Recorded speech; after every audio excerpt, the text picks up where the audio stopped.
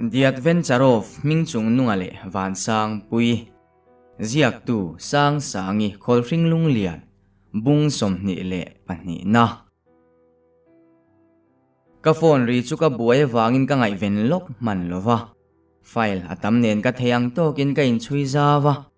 ma se ka phone chu aron rik chun zom tak zela chuan la in hello kati a nutling pakhat hian thodeu hlop chung hian Ming Chung Nunga ni tiro aron ti a oni e enge ni ta buaina in nem ni tin ka lo chang vat tun mai khan in chunga tangin rin hlui atla a Auring nen kan zuk en chuan thi sen nen alo in pol vek to aron ti a o awahan poi em chu che sual tina em ni ka ti a an ti a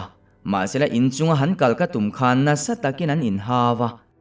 rin hlui hinula felle chung ko ngai sak em ani ko khan po thei pa to pina bela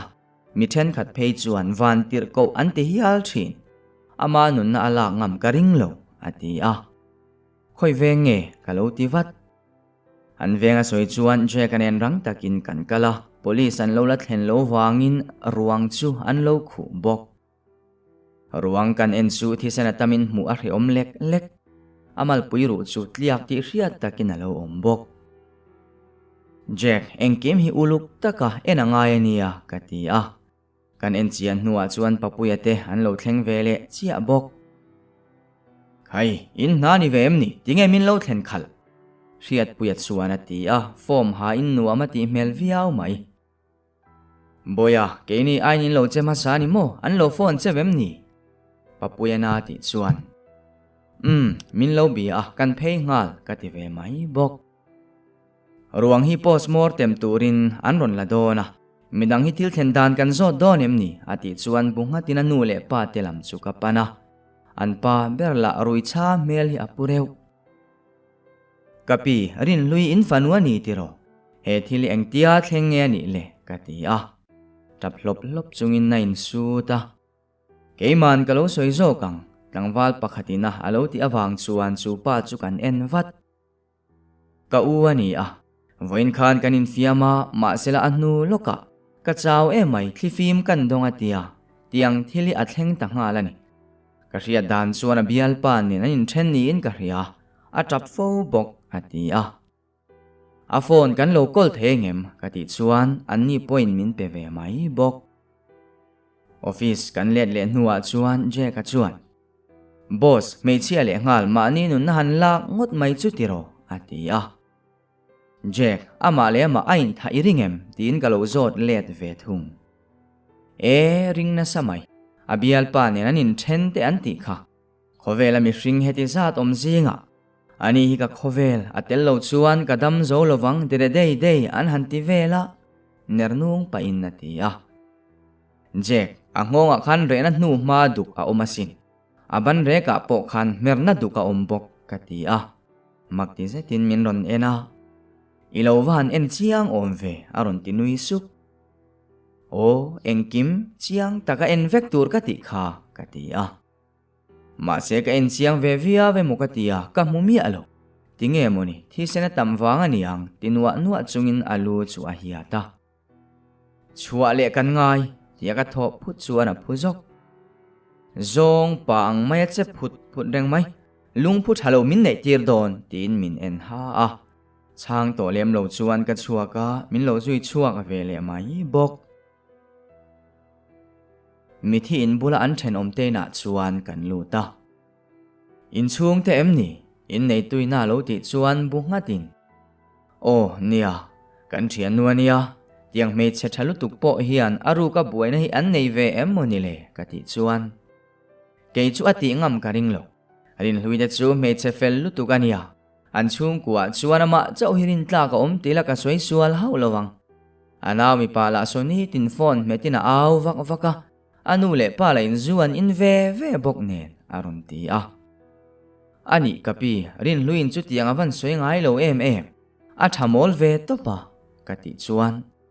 a soi lowang ani le chuan a chung kwa hi khu moi char zo ka lom ati a ani an chan chin tlema zong min thril theyem a khongai thak mai nia rin lui chu te lai tanga kan hriat ani a dik tak chuan mo achung te kut thak hnoi na ni ber ama fela wang hian an zuam em a an fanu dik tak an nilo ve mo ti mai turani anui sen sena mi tan nok saka oma hlau hle bok apa hian zu la tur te na tir thina reviau ma sela an nial ngam thin silo kut an thak renga an in hau reng bok ama chuan ke ni po kan vatlan lu thina ma se pa ber khan kan chung ko buai na ani ati deuh tlat zela apa hin na wangina pensiona rin hlui hian company pakhata na athok bok abak eizon na an nei lo achang phei chuan ril tram deuh ten na lo kala cho kan lo ei tir thi achung te om dan le aril ruan at dan veli asoi fo thi ma se ka chung ko nei chun te an ni a ka en ko langa yero atizia ati a ka lo bungat ngat nu le pazu in nei chu hau tak don le mai a ka ti chuan rin hluyom lo sela tu ma nenga tan ma an chung kwa so an ti lul lowang ama hian an chung ko mel hi a hlia ne ema an ti le a engemo kan soi duwa nuwa dam do in kan pan le rin pui result lo en vero ka ti khai lo enem ka ti chuan o isoyang khana ngonga le kuta duka oma abak chu tiang vak ka mu big lo ani le ngai dani nem ngai dan siam mai ka thiam lo ati le loya ril ruwa buai kwal nuai mai office kan let le nuwa chuan uluk devin thalak chu ka ena rin pui thalak chu tarin thil kaldan tur chu uluk takin kan en le a ril ruero akal thui du khop mai chanchin thara om to em tu mi sual nge kan re chua don riat puyan narun ti a office a lo wa omla riat kan nei chuan karon soi mayang kati chuan ner nang in a thu a abob khokherin ati chelau lau mai misual man tura police lut kania ati chuan je kan riat pui dim mi alwang o kan man huna alo ti chun zom zat Jack officer kani huna karon soyanga nangpo ka thunang che tin je ka ena anila chuan acha poisa thir po sang khat vel ka khol sak to chenia o police lu ve hi ka chak alo ti a ani chuan i lo pa yem o pa ye ani chuan bazar anu sual deuh kha zuk dorang miang tin an dinga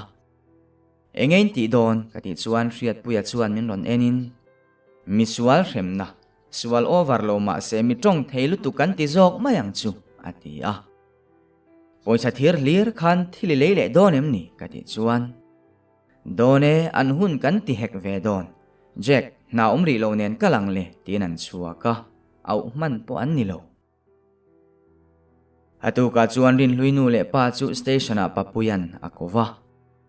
ain thlakun om viau mai nimina in vui zo chau bok ne ma se nu chui tan nga la ngai si a papuya chuan ati a rin lui pa chu afanu boral na sun ang pona omlo a ir uka anara senina monga dep si ala mel chetel zui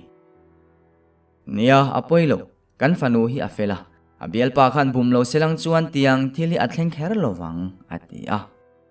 ani abial pa ming chu tunge Samuel ania khoi veng mo sar kan riat pui ve haulo mani fanu bial pa te veng po han riat lo chu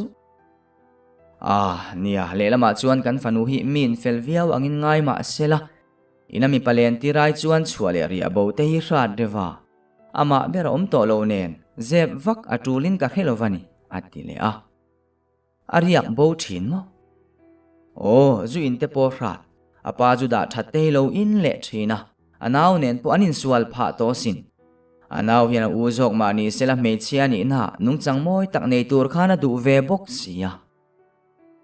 ole in leng in nei nen chanchin kan in thil zel don nia katia kan lo me tia an tho chu in fanuania zu inin mi pa kop lor viawa chung ko ming that tum nanin da bo ta ni mo kan ti thu chu apa chu aron hoi phei zoka chiang takin kalo en thung tuin nge mani fanu duat em te that duang anui naron ti chuan nui chungin kan la khe chozel mai tura nga yang katia min khe thiam ula police point ni mai thei ma se tu ma do ta put theina danin nei mi alovania o an ron ti kan puem ni kati chuan pu chu ani ber kha chu lowa he khe sa hian FIR kan the lut lo ti khana to pani mai min ron ti buai to su kapi nangnin FIR the lut lo ma ula dik na chu dik na ni nu chui chu kan na ka ti chuan mel po min mel to lovin an chuak dai papuyan iring lelem ni tin chiang takin min ron ena mani fanuboral to do ta pu du an ni chuan an rin hlel om viau ka lo ti thung je ka le riat puya an ron let nuwa chuan je ka hne na phone khai lo en dik tir to em ka ti a o chu ti angin ngai zong anei lo kan backup veka ma se thil engma lo a thian nu nen anin biak na a chung tel ga lung oilo na ero atam mai ati a ani le Samuel ati minga omem hanzot te ka ti le a kan lo la honga la lom kha yen theyang tin phone chu min pe a khoya ma Samuel ati ming pu a lo anuam do ne ka ti sapta ka chuan mak devin min ron en ha loma Jack kan kalangai ti zom zatin riat puya ron ding ve vat miswarin man don chuan ka local ve ngai tu ma in thu thuin in man theilo ati a o thil kan zot ringot don alom chu poni se be te in tok thei ati awangin kan in zui tir tange nge rin ri thian nu te in kan thlenga diki omem kativat anu chuan ruma thu soin na kova mitsen deura minaron chuaka imutui lai kan kai tho chem ni nimin lam I chau don nen katia dam dapin chaulo ve eng thil nge ni ta alo tivat rin lui hian bial pa nem ai nei mi alo athian thaber kania nei selang chuan ka riang ani ang nula mel thale felin ngai zong han nei lo anu khan Samuel ane nanin ngai zonga ri abon rat lutuka tisia katia achek lak an fanuboral ta tharau chu an zave ka be sesin khowela chung ko lak tlak lo beran ni atia diki ente ichian nui accident aboral ani kan ring lo nen engkim min ril thengem kati chuan noilam bi na ngoi wangwanga engma lausu kan local ti po hitu manan thelo kati le zel ta ka chuan rin lui nun kha au om lol lo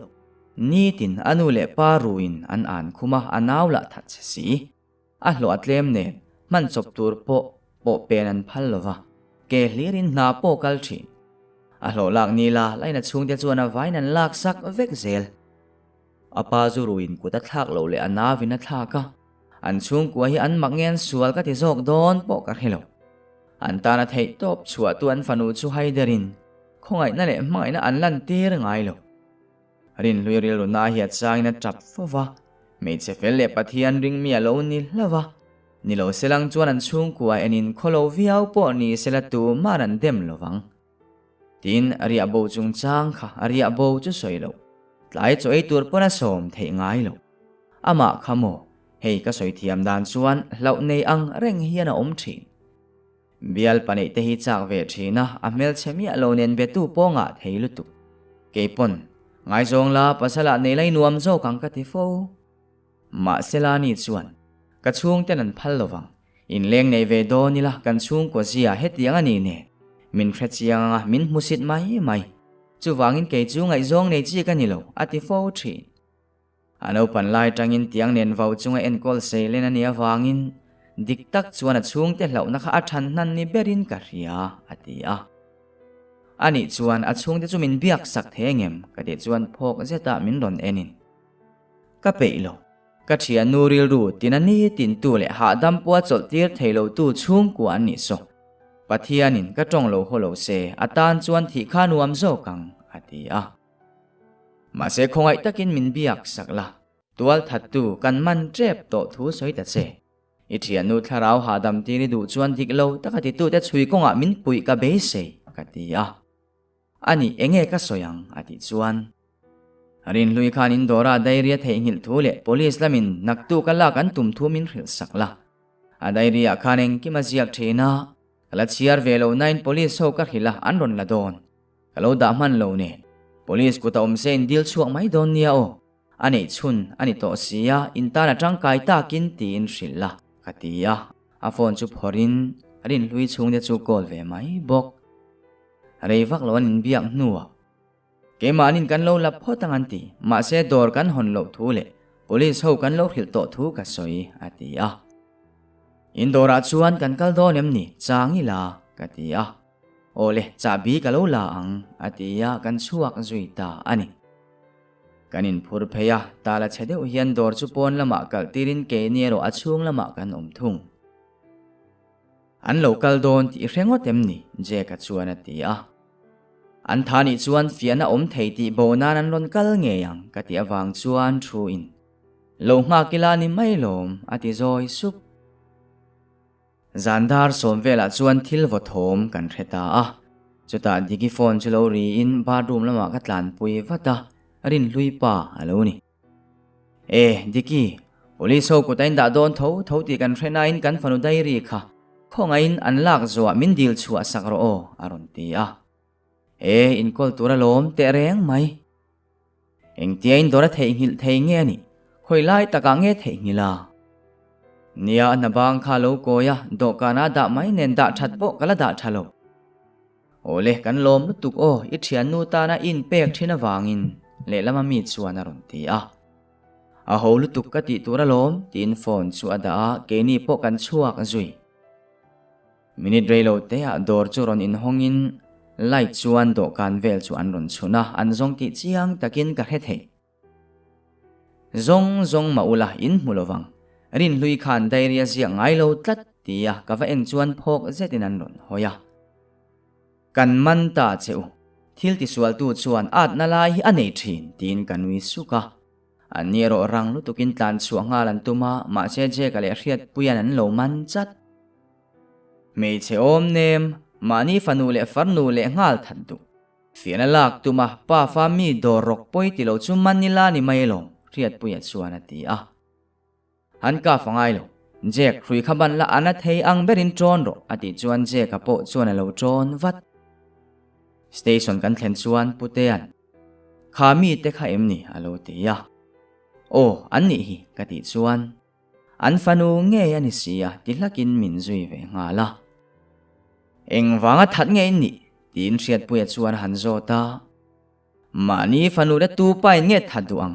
rum taka min ron enin arin hlui pa chuan ati a hriat puya chuan keima min en zok ta che kaman che ni kha ati a tumlo devin kanui huk anin puan thadu lo wangin pute chuan hruin na phuar veka ale linga khain anzuman pakha chu atul lui waka chuta anuin in rui man don lo ti paina chuak daya arei lo te nuwa vur tlang nen ron lutin an kor chunga chuan athuna ana don lo ti khana votanga in real chu ol sam takin na khemi lovina hai theyang ti fan ruin an chem zuya avot an ti to ti ariat viau nuwa chuan chem lai nan kora hlima lainan na nei lo chunga khongai na lan tiri ka thiam ve vak lo ti in chem chuan apa jok dul chu poi khoi phalo chia hian an vita avahan tre ring tak kala ver zel donania ati ta ka chuan an hlau lutuk chuan an soidon thu chu soin an trapur mai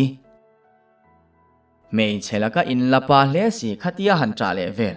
soi vado ka do theinei apan ve sia ka ti le chuan pa ber chuan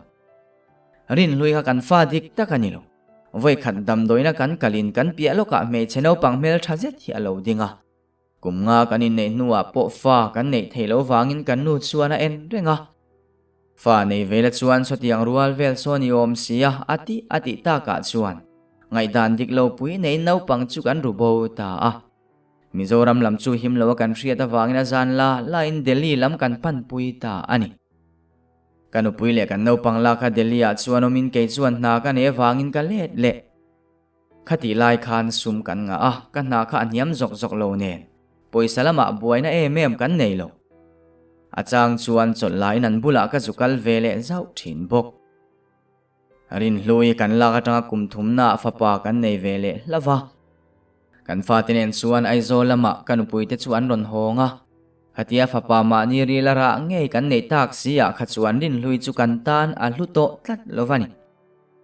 anaw om tu tan mangin ngai ven po kan ngai ven zui lova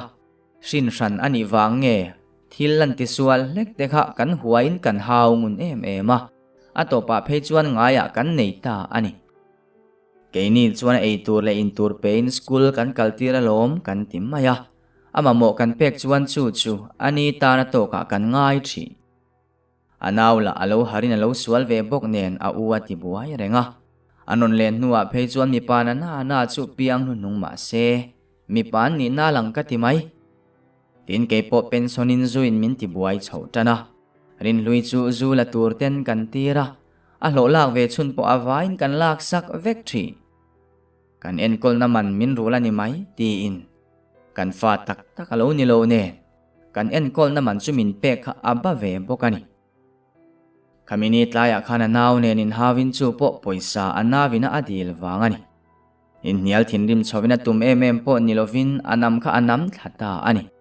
tum wangi ro ani bik hau lovania o kan tan chuan kan poisa muna le engkim ti tuani a thi tur chuan kan la du bik lo atia katlo zot mi fa in ruwa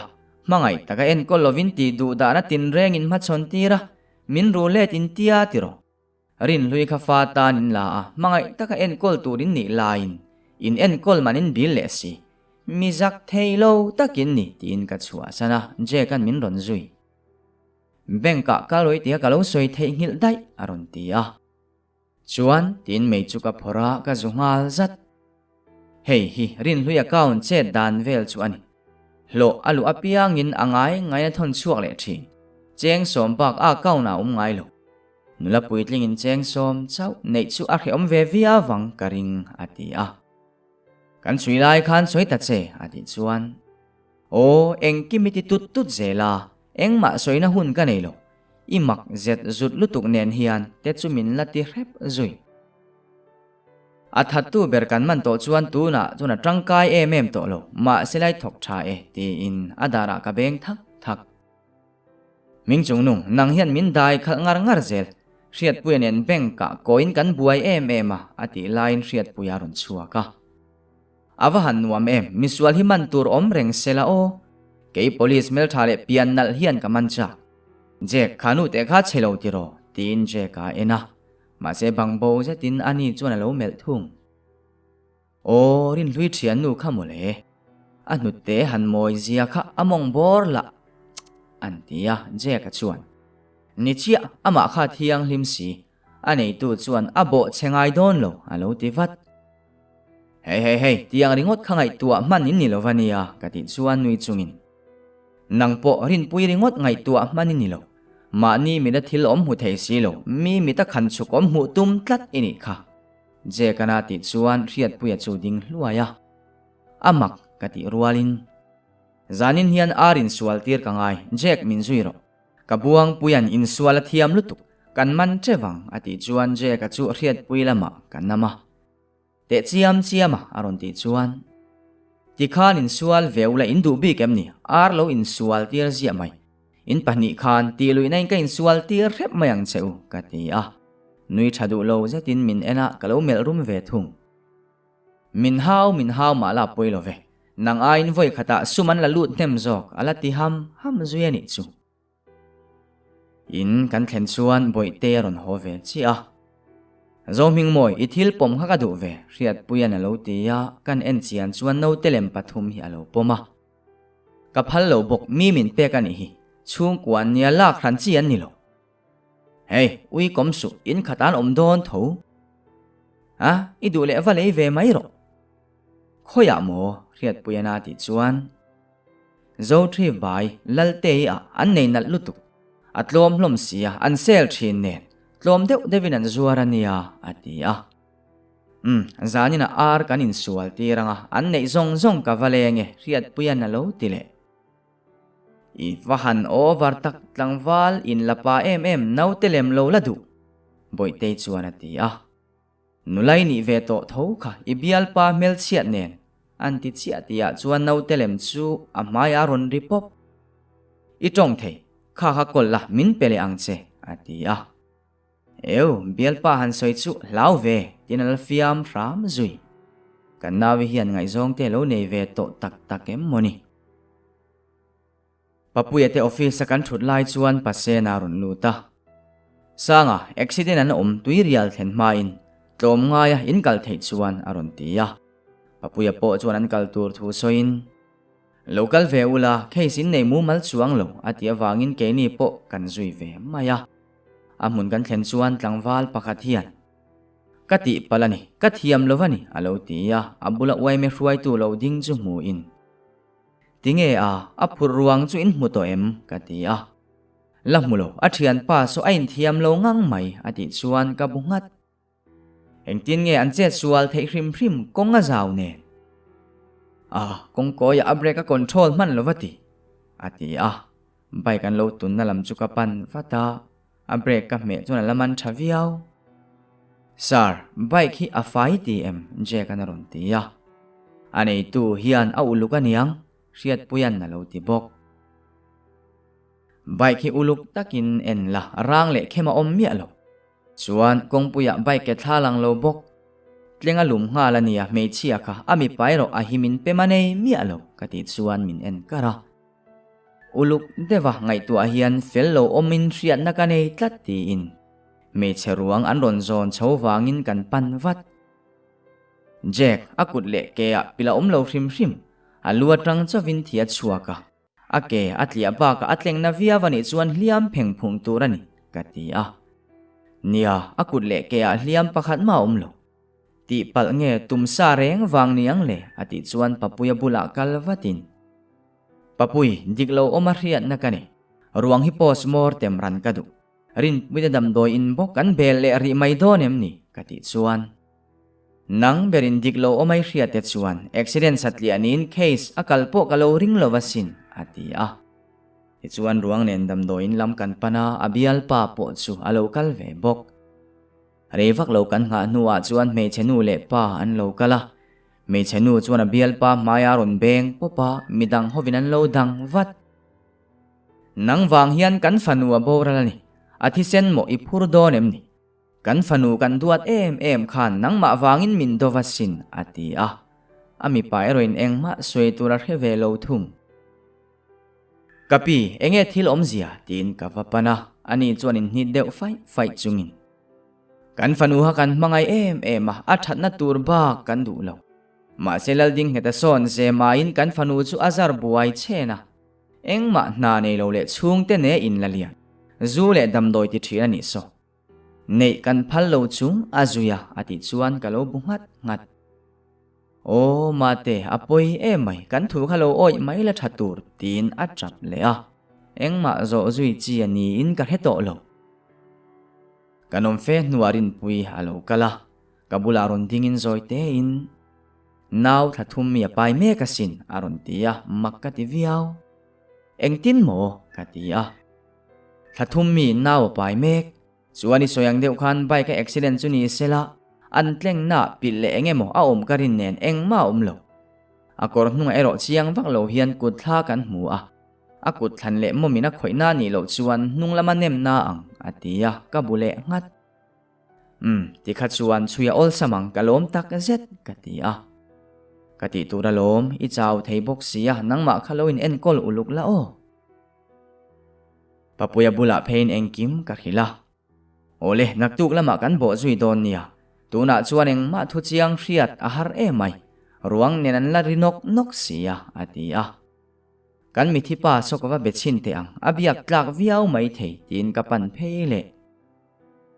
kapu ifanu khan naw pai ti hria em kati chuan kan hriat wangania kanin hau hrep kan be sena nei chuna ni ba ka abial pa so kan du lo ema ma sela amngai nen khatia kanin hau kha athin rimina chuak ta wani ati chuan thilom dan kaman ruwa kin ka ria tlan bawan tumna lama tiang hian omani karing lopom hle ila thatu okhur le train sum takinati akuta hum nge dana ain thunun hle ti po ka he theni kan ho photang kan lo chui chiang ve hrim hrimanga chanchin kanin thil zel don nia kati chuan ani po chuan thatakin min lo changa chuan in kan thlenga boiten min ron zui lutin voina me cheruang in chartiro aron tia o chare kati chuan mel thavelam mai bia lek le ngo devani em atile boite ihria chu han soite kalo titlang ngal vat thung aming churam lua puinin ITI an atlei rol chua tira tangin abial pa hi star thi ma sela ama kha me cha zoi oile in thlarung mi ani awangin engma asoi ngai lem lo thung mit main mu thin na chu ti khan anin khet hiam wata ami pa hian lo du ve tho awangin anin ngai zong ani anin ngai zon tir hian zuwa in zeu ti chu a ria ma se chu tinga dam doi ti velero engma a khelo thung mi pa hi an du na chuan anin thup thei em arui te kha ariat ngai mi alo nge khati lai khan arui ngai lo zok ni in nei hial an soitak fowa chuan meichia pon ringin an che suala tura tang chuan mi pa chuan azia tak a chua chhota ani meichenu le pa hian arui thin ti an riat awangin in lenga tan pu an du vak lo arui thin pa ka kut kemala nei zui bok rami hian then tumin voi tam fe abeya ma sela abial pa hi aboro lutuka athian te na umlai point anu chuak du ania arui nen za a kheto bok silo azak le kut thak lau hina then ngam lovani per zo kang chu chutia duna kho sadun thin na chu alo rai bok nen tum lo devin ahun ma in ne anga ya atira chona meichia hina je ve charna in dan danglam le apum lian ve tan tur zong ngai tu khan thre takina chung te akhila achung te chuan rin ang nge nan lo pom lo na samai apa phei chuan ben pha nge a ma se me che finin tui khurra la kai lo an tiang deuh khan anu le pa zil na chu enga tan ma ngai lovin thin rim khum let na na mang ta daya in hau choze lin in achua santa ani ina tranga chua hina bial pa phone tum thina alak theilo wangina in lua akal chil topa chuta chuan me che pakhat nena lo kho sadun lai pho kani ome abial pa ne na rai thu han soi chuan nupui kala nei man lo ati a ma sela ani thin rim engma lo nei to lo khan kaneyang che min tia tuna me che dangi om pui le a kanau pai I chung te ka hil donan hetiang mai in ti ka du mi alo chu lova naw ti ta tur te khan min tiang e ka ti sual ra ania kan panhi in kan tuar turani ati tak ta khana mi pa chuan ani chuan min lo ngak la kan chuak lok don nia ati a anula om pui chu man mo thila chu an ngai thu soin raminen chuan an chuak ta a rami chuan khoilam ngian pan don ti po a hello ma se du thlan tura nei to lova ain ngana nei chun kha apana anina kalpuina lama phun ei lovina zui ti to mayang o tuirial thlen ma khan bike ti dingin an thu a ami pa chuan in nei alaman lo thu le apa ko khan upani in anu la zir tir tuani a an khuanga chuan nei pole ming thapol an ni ne dan khatna lova in nei kha angam lova naw ti tlatur le anu loka in nei thaturin a thlema ma che chu churami khan lo du big lo wangin in nial thin rim chovin khama tangin anam thata ani ati chuan kangai thatui le tuk chu ka lo tang vek thei nau te le anu hian ro re nan dikan mu angai nia o imo akhongai thak lu tuk amita senra ma ama kha chair box si aron ti le chuan a luwa tuain an mu em ha dam deuh khan omla I thian nu po chui lo khil don nia pial ra la kai watang kati a anui sen sena iwa han fel tak nang hi chu om lo la mi tam tak hian ro re na dikan mungai mi alowang ti pa in minon nek tak se ka chuan engei du soiro kati a ani po chuan phur zat hian ti sa thar le ka duwa ma se riat angin ke chu zirlai mai kani ba ka thil eina tur tangyal po nei lo chang ka nga midang zong chuan nain nei in enkol thei vek rualin duat berturin farnu nei chun hian ti sa tha po ka nei to lo ati a kanui sup mi thil handil dan te athiam theite mayania engzat man nge kalo ji pe yang kati chuan tho thutin akuta benga ka ATM kal thei in ringot ka beng poisa ro khola nei ve ngai lo aron ti chuan tuk lolin lekha thade win wazero I fel chuan ka duat zelang che kati a minon kwa deu nokin khovela ming chung nunga felber piang non le po ni ila anaw duat tho kani ang tin min ron soi deu noka achang hi chuan ate beralo ni bok ne na no pangchia thenia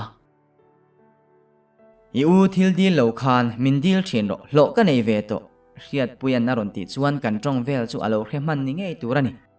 boi te la chuan ka u te in mel tha e ma se min duat zok ka piang in mel tha zualin in fel zualang ati a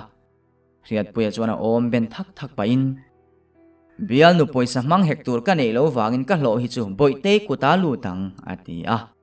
boi te chu hlim kher mai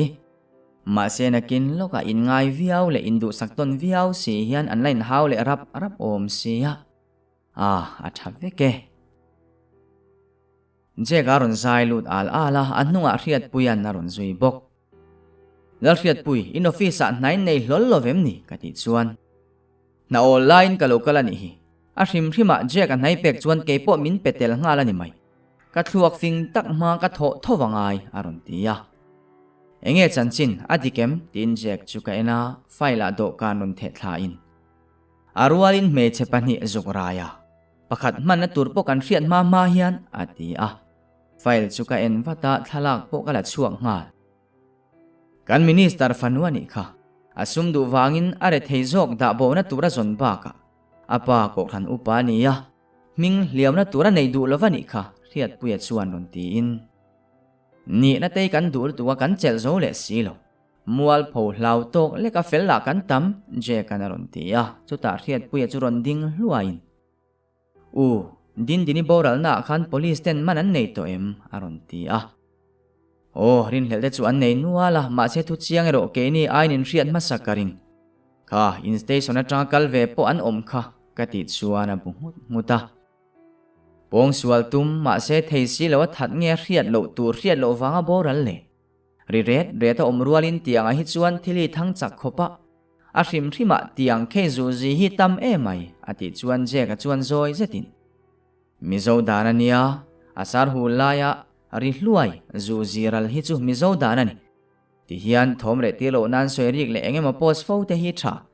thudik hai lana ni ma chuan tang rual pa tila thil hi danglam dorang kati a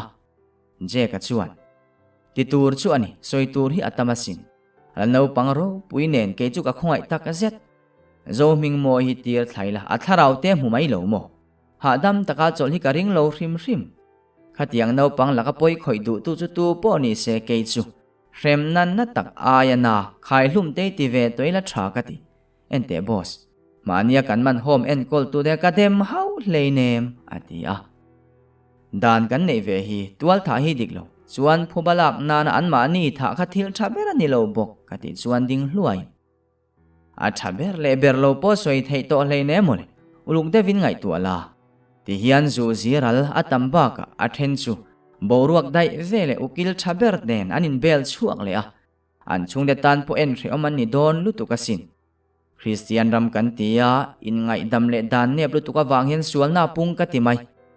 chaina te hi enila kan sel tak na in anin kai hruai nei a tha ema ram dang po sual na tam tak zinga hian tingam lo pon om pha fo soidik in ti zetin atia me chato pon hel kan ngai na khovel himo engma dik thei to lovani berang chu riat puyan ati chuan je ka chu thole hluaya me chia te a om nem zo kan ni na dim chu an ngai tak meu mai ma se dan le me chehum hal nan na salutuk hian mi then ka chu ati pong porasin dana ti an ria da wangin chu dan man tangkai tuma do ta in pu te tam to nia tun thil thleng hi chu hun nu ani to in ka ria hetia han soi ho te a thaveya ati chuan riat puya chuan thate renge dan khaule thata hi kan mamo zual to ko khan te na kina chuan company pakhat ang le ka ngain a tho hnem le hausa piang in ni nan nga ang nakin kan ti tak nain tu na po ni na chena om to kha tle rol mo awan khongai tak zo ming moya ka chana ka thinlung hi anangoi ngoin ka ria ti na ching wanga an tharau ha damin chol mo se ka ti kanu le zo ming moi ka thon thadai don am moni ti chungin leyaron chua tuta ka hau a hlau jok po ni mai thei ole kan mi swala chin varek chuak don em ni thil eng ki ma chiang to bok ne sot lo soya hun khoral le ai chuan katia phur farhanin an thova station amin lo ngak ro kan on thleng watang tin an chuak zui an nan chianga an tui chil em bok ne mi poi soi lo zong in an om tho ka ti awangin a zong hi chuan han hau chiam hi ka tum bik to lem lovani darkar khat nuwa vok phurin an lon phur hoa station kota ka oma wangin kalo muchiang ngang mai vok phur tila phuar bet veka alaya da in je kana venga ni berang chu iwa hanrit tak ti pain chuata anem thatopa indim love tak chu ani tinge kati chuan kalulu le ati kwal velani kha a hlau vet vetang chu motor car kan in ze lu pui lui lai te khan motor khu chuana en nai ber chu ni veam bike chuang pa ngat chuan tina nui pat pata indop na huna ruain kha ai thalo ponin remdan kan la riania thudik isoilo chuan thi cha ngoi ni oma ma sela i thiero kan phal haulo ti in riat puya chu cher alona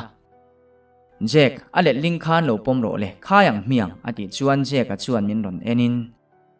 min lo pui ve vat ta che ati a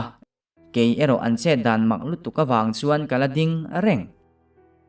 papuya te pon tiang hian ti ve thin man mo ru aron ti le ta ka chuan Jack chu ka puya pute aron lutin o kanau sial te pani chuan pute ti danan riani mo anuam do ne chok tu ka nei to boka ati a riat puya chu tholop lop chungin do kana tongin ron zuang thla a pute alei ka tan mai don engma soi du chuang lo ati a pute chuan I thu thuani mai ati a riat puya eroin thil riat chuan ei nge ni ti in a chuak vuta reilo te a enge mo hi ron kengina ron lut le chinai ni hi aka tina ang ti pain tam deuh akuta met soma kan mi sualpa ka chuan thun te reng ani kha kalo ip zok the I soilo chuan chinai bom som I ka chunga ka da lutang pute te in remdan ni lo in remdan thar ka thiam ates nan kan mang che tia barli an tum chu pa chuan chil cha ka le chua paina ron ena ani ka mangai lo ka fiama ala thu takani kha aron tia soi zero alo tivat atira chuan mel tha ka ti theilu tu ma se kan hanin zui ta ka khan min du le lut tu kha ke chuan ka ngai theilo vani per mai ma se chu ti rual chuan kan du huna ruai chuakin sex ka man pui theya ka du danin engkima ka control theiwangin ke chuan ka thla phal lo vani ngai zong ran ka nei kwal san pona khe tho min du lut tu khan athi ngam lo vani berang chu kan minister fanu ka be mani lova ama khan min duwa min lon be ma sabok mei chiain mi pa zar chuan an mel lo chiat jok lo bok chuan mi patan nar reng thei an ni lo chu lova ka bike te po ama min le sakani a asum tam tak ka ei thei ba ka apa nena min soi puya nanget min pek po ain tiam bok apa po kan panin kan mudun nge to ram lu ekha anok chho tan tak zet to ani rei tak chu dot thrilin ka bum kwal thei maya ma se khamini khan ka ina aron kal thuta ka thian nu nena ka thian pa bial nuania arai bok ne ka thian pa te na ka vada lokang tin ka khila min lo nga lo chuan chabi spiritual khani lo kal mai donia ka ti bok ti chuan kanin phur chuaka tha ka du dana ni bik lo naw ti tla khapomin pa ngai taka tum ve ni mai selaka thatin ka ring lo bok khale chen ka lo zui sex voi tam ka lo man pui to ani na mangai lo ma ila khongai na le lai na chen kaneya anu le pa chu asanin ka hne na ron pan nen eng ki ma buai zo ta ve kani apa hi mi pa po ni se mi paro rum tak ani ba ka anu khanu rap thak takani dam doina min ron an khum dana tang khana sia tu ro mang chu in riat thiam mai ka ring bok anina ka len chang point min not honga kongka kal ngam ngatania mi zo dana in leng an nar ngai lo ti ma ila anni kha chuan ka lena piang in min nar ho thum kha khan ka thin lo thin rim na mei pui a hlap ri lupa tlang kang ron so chuak tur ang mai na ron so bulin ka ria an fanu chu thin lung na le hreom ngoi siam ha ka tum top mai ani ka du wanga ngai zong kania ka mangai lo ka ti to kha ma sela nu le pa wang hrim khan ka then du lo pakhat ve bok run lui kha ke chuan nuam ka ti a an ril ru tin an ha ka hlim na berni in ka hebok kaduang tak chuan arami chuan ati a ma sela apoi berero an in na chua san kha ani naw ti tla ka du silo ke tinga na he to lo chuan khalai huna kan ti lai khan ka thin buluk chuakin ti khan kanam liam ta ani in thiam lo na tam tak nei ve mai la azong zong chuan ka in thiam lo bik kher lo atia ka thohak mi fanu in fiam na mang tur hian tu mi hringe mo ini le katia andu lova an hnol kania ti khop khan min tilo ni se rami khan nula fele thata kani na kadu na kha mangai na ain le wat karing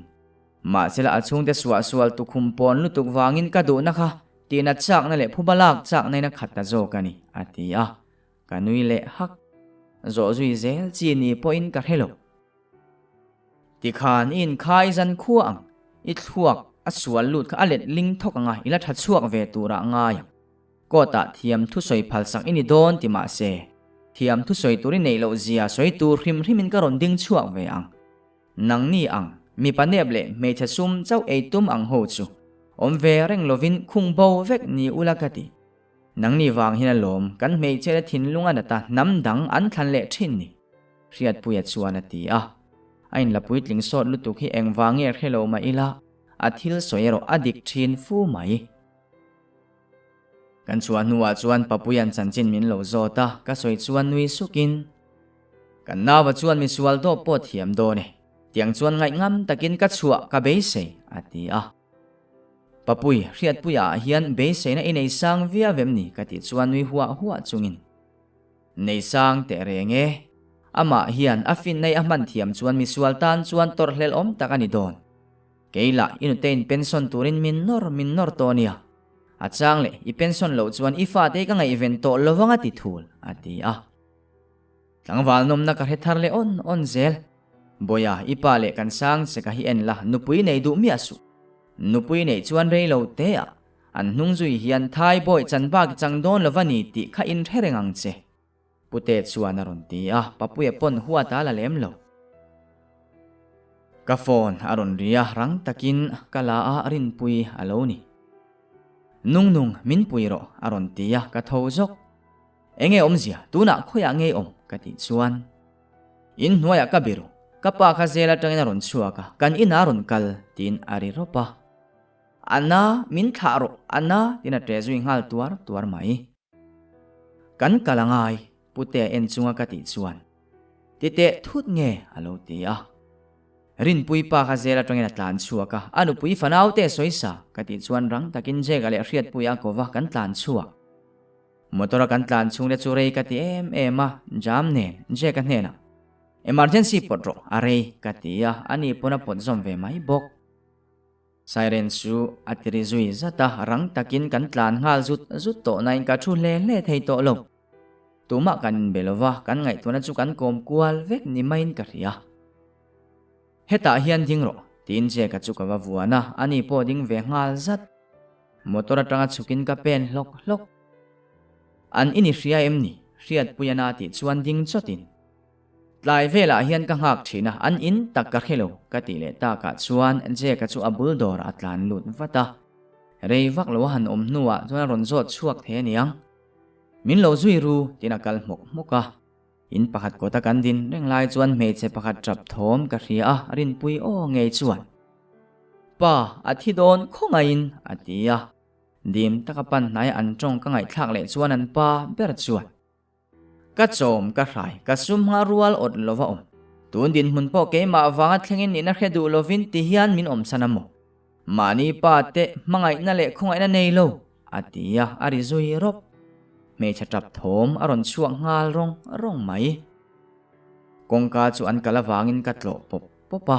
lo hong turin ka aw reng bok reivak lova kan tlo honga rin puile anaw me che chuwa ta lo letin anaw chu atrap homa an chala tangin thi sena chuak bok rin pui mit ko chu akakani ti ka mu thei riat puya chuan rin pui pa chumanin dan phallo thiliti nuwa zela tanga tlan chuakin inu pui fanau te ilerik rap zuania ati a rin pui chu kapan vata ani ero thele wadingin room lama pana ka zui ve ngal zat chuata anu lo let areng chu soi nokin inhaler chu aka chunga akap luta nu harro nu tinamit tuya luang zung mai kalopo mangkhoi damdoin kan pan vatangai tin rin pui nu chu kapoma rang takin motor da na chu kapan pui vat midang point min lo zui Jack khalchakro damdoin kan thlen watangai nia tin rin puinu chu ka ena a tho po chu a zoi tak zeto rin puila na nelo ang maka omin anu ku chu wanin a mittuet la renga chuta damdoin kan thlenga keiman kalo en kolang ati tak nain kalo dang vat imit ko kha akak baka ike bai bok nen nang po en kolingai inaw po inu chu damdoin a thleng towa a thawat mayang kati a minon kuwa thlop kalome ilo kalowang ti ka hlau lutuk tin a chap khur zui taran tara me che huai sen le chel take mokati kha aru kena thinlung ano ema in nga na amamo ngoi ani ti ka mu thei si chun zom zel tur